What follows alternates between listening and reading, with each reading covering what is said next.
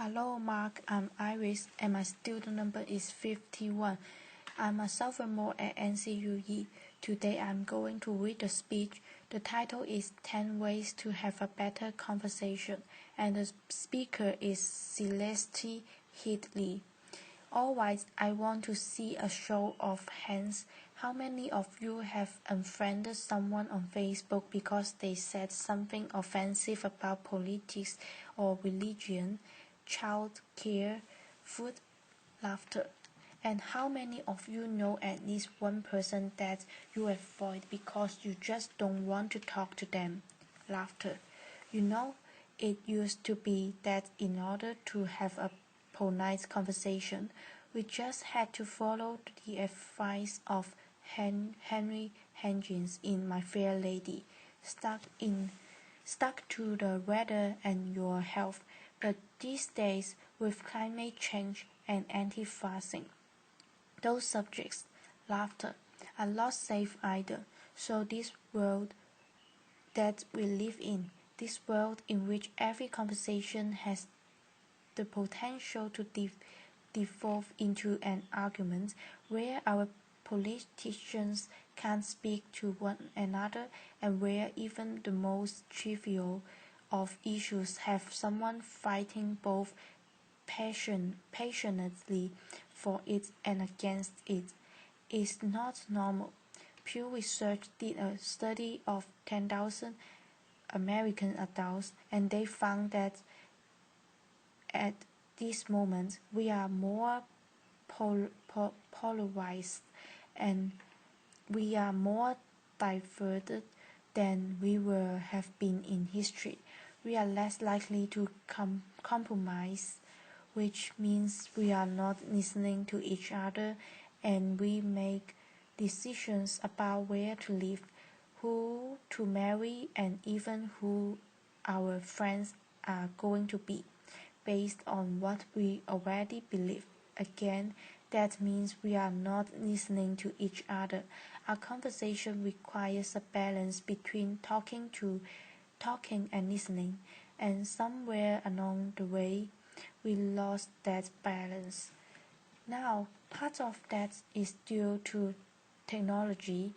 The smartphones that you all either have in your hands or close enough that you could grab them really quickly.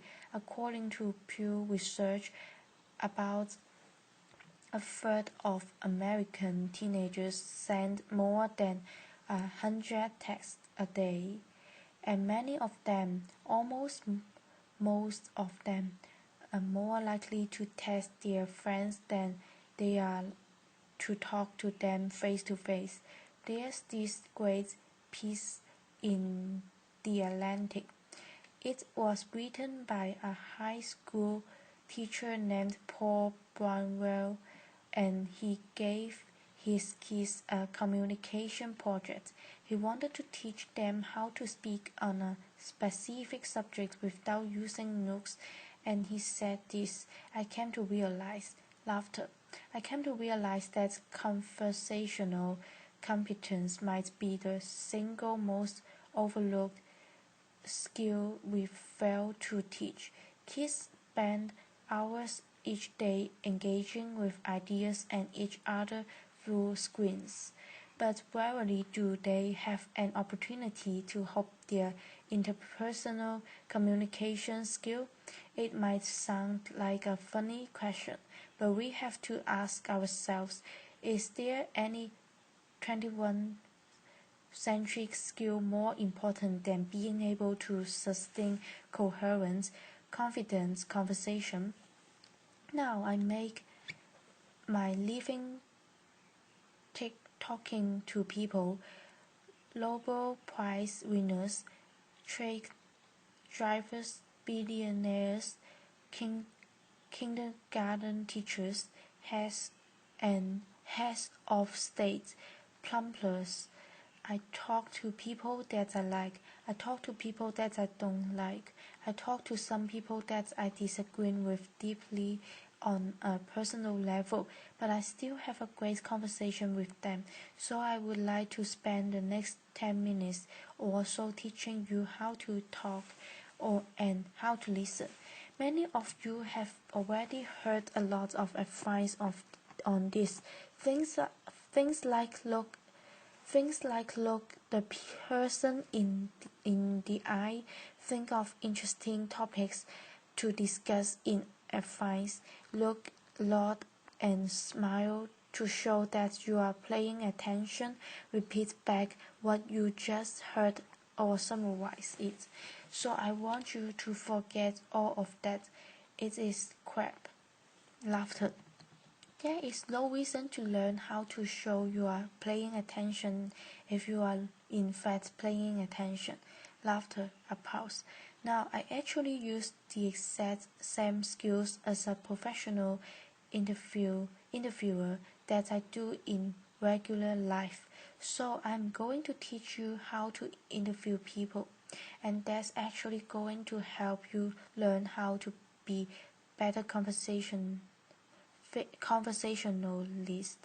Learn to have a conversation without wasting your time, without getting bored, and please God, without offending anybody. We have all had really great conversations. We have had them before. We know what it's like, the kind of conversation where you walk away feeling engaged and inspired, or where you feel like you have made a real connection or you have been perfectly understood. There is no reason why most of your interactions can't be like that. So I have 10 basic rules. I'm going to walk you through all of them, but honestly, if you just choose one of them and master it, you will already enjoy better conversation. Number 1, don't multitask.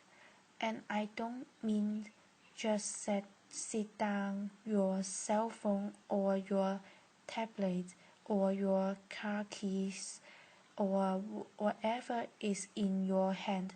I mean be present. Be in that moment. Don't think about your agreement you had with your boss. Don't think about what you are going to have for dinner. If you want to get out of the conversation, get out of the conversation, but don't be half in it and half out of it. Number 2, don't pontificate. If you want to state your opinion without any opportunity for response or argument or pushback or growth, write a blog. Laughter. Now, there's a really good reason why I don't allow pundits on my show, because they are really boring. If they are conservative, they are going to hate Obama and food stamps and abortion. If they are liberal, they are going to hate big banks and oil corporations and Dick Cheney. Totally predictable, and you don't want to be like that. You need to enter every conversation assuming that you have something to learn. The famed therapist Scott Peck said that true listening requires a setting aside of oneself, and sometimes that means setting aside your personal opinion. He said that sensing this acceptance, the speaker will become less and less vulnerable and more likely to open up the inner recesses of his or her mind to the listener. Again, assume that you have something to listen. Bill Nye, everyone you will ever meet knows something that you don't. I put it this way, everybody is an expert in something. Number 3, use open-ending questions. In this case, take a cue from journalists. Start your questions with who, what, when, where, why, or how. If you put in a complicated question, you are going to get a simple answer out. If I ask you, were you terrified? You are going to respond to the most powerful word in that sentence, which is terrified. And the answer is yes. Yes, I was. Or no, I wasn't. Were you angry? Yes, I was very angry. Let them describe it. They are the ones that know. Try asking them things like, what was that like? How did that feel? Because then they might have to stop for a moment and think about it, and you are going to get a much more interesting response. Number 4, go with the flow. That means thoughts will come into your mind and you need to let them go out of your mind. We have heard interviews often in which a guest is talking for several minutes and then the host comes back in and asks a question which seems like it comes out of nowhere or is already been answered. That means the host probably stopped listening 2 minutes ago because he thought of this really clever question and he was just bound and determined to say that. And we do the exact same thing. We are sitting there having a conversation with someone and then we remember that time that we met Hugh Jackman in a coffee shop. Laughter. And we stop listening. Stories and ideas are going to come to you. You need to let them come to and let them go. Number 5, if you don't know, say that you don't know. Now, people on the radio, especially on NPR, are much more aware that they are going on the record, and so they are more careful about what they claim to be an expert in and what they claim to know for sure. Do that on the side of caution. Talk should not be cheap. Number 6, don't equate your experience with theirs. If they are talking about having lost a family member, don't start talking about the time you lost a family member. If they are talking about the trouble they are having at work, don't tell them about how much you hate your job. It's not the same. It is never the same. All experiences are individual, and more importantly, it is not about you. You don't need to take that moment to prove how amazing you are and how much you have suffered. Somebody asked Stephen Hawking once what his IQ was, and he said, I have no idea. People who brag about their IQs are losers. Laughter. Conversations are not a promotional opportunity. Number 7, try not to repeat yourself. It's condescending and is really boring, and we tend to do it a lot, especially in work conversations or in conversations with our kids. We have a point to make, so we just keep rephrasing it over and over. Don't do that. Number 8, stay out of the weeds. Frankly, people don't care about the years, the names, the days, all those details that you are struggling to come up with in your mind. They don't care. What they care about is you. They care about what you are like, what you have in common. So forget the details, leave them out. Number 9, this is not the last one, but it is the most important one.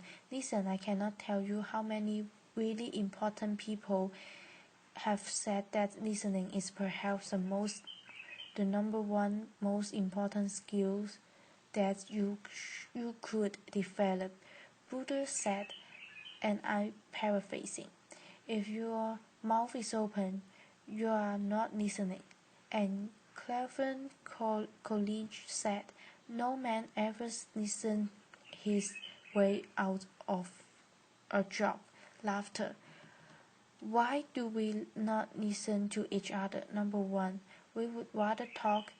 When I'm talking, I'm in control. I don't have to hear anything I'm not interested in. I'm the center of attention. I can bolster my own identity. But there's another reason. We get distracted.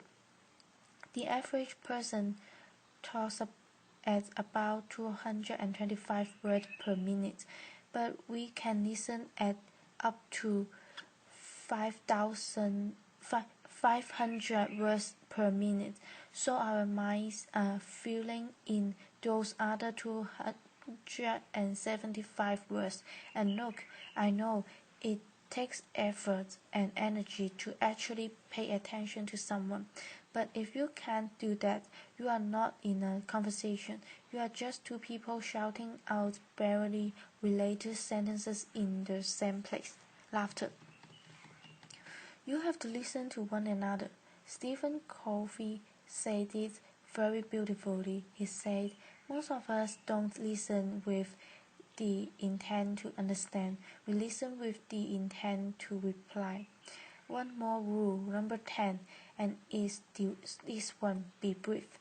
A good conversation is like a miniskirt, short enough to retain interest, but long enough to cover the subject. My sister. Laughter. A pause. All of this boils down to the same basic concept, and it is this one: be interested in other people. You know, I grew up with a very famous grandfather, and there was kind of ritual in my home. People would come over to talk to my grandparents, and after they would leave, my mother would come over to us, and she would say, do you know who that was? She was the runner-up to Miss America. He was the mayor of Sacramento. He won a Pulitzer Prize. He's a Russian ballet dancer, and I kind of grew up assuming everyone has some hidden, amazing thing about them, and honestly, I think is what makes me a better host. I keep my mouth shut as often as I possibly can. I keep my mind open, and I'm always prepared to be amazed, and I'm never disappointed. You do the same thing. Go out, talk to people, listen to people, and most importantly, be prepared to be amazed. Thanks. A pause. Thank you for your listening.